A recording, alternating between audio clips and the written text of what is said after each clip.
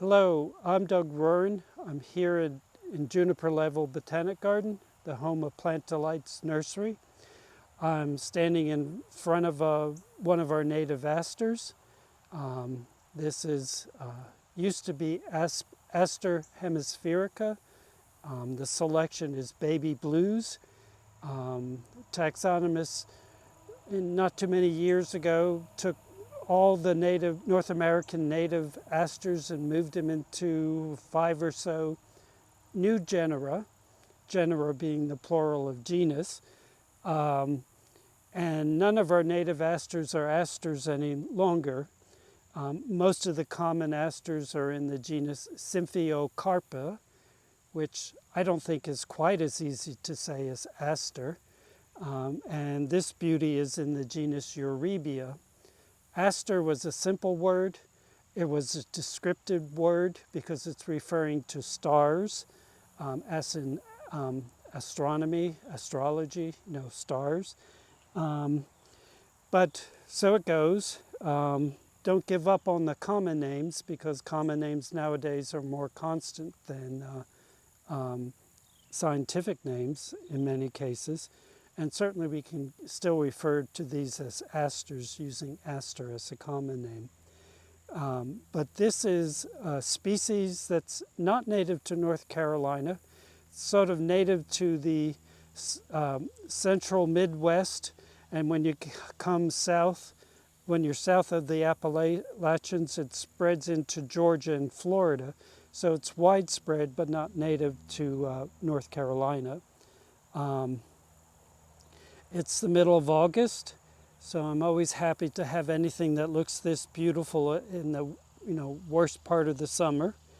It is also different than a lot of the more commonly grown asters in that it maintains this 3-foot height without any pinching back. A lot of the really good later blooming asters like the aromatic aster or the New England asters, I highly recommend that they get cut back, about midsummer, so they're more compact and they don't flop over. But this one is quite good at standing up on its own and maintaining a modest height. This is a big mass, but it's several plants. An individual plant in time will be 3 to 4 feet wide, but still only 3 feet tall. And like probably every member of the aster family, which is that bigger group, families take their names from the first named genus, and families are made up of genera.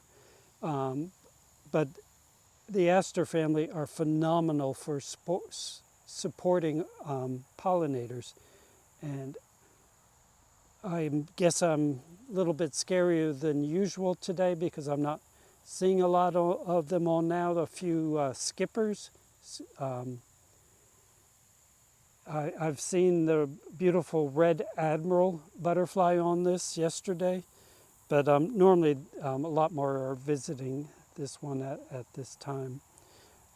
The only maintenance this plant needs is to cut it down late winter before it starts into growth in the spring.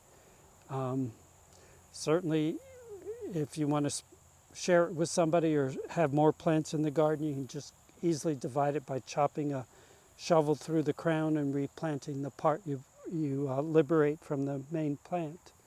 But Eurybia I'm forgetting this. I can read labels very well. Eurybia hemispherica, baby blues. Hemispherica is odd because it seems like, it's just referring to the involucral bracts. You can't even see it with these, An involucre is a whorl of bracts, which are these modified leaves subtending the flower head. I'm calling it a flower head instead of a flower because in the composite families, the common name composite, coming from the fact that each head is many flowers. In many members of the aster family, the things that look like petals or separate flowers. Each one is a separate flower called a ray flower, and then the flowers in the center are countless individual flowers that are called disc flowers because they're supported by the central disc. But we went, and then the new generic name Eurybia means flat and broad, so nobody seems to be really clear of how it was given the name Eurybia, but that's the name we have to work with nowadays. Disregarding all of that, it's a great garden plant. Again, something I really enjoy in the middle of August. Thank you for visiting, and I hope to see you again in the garden.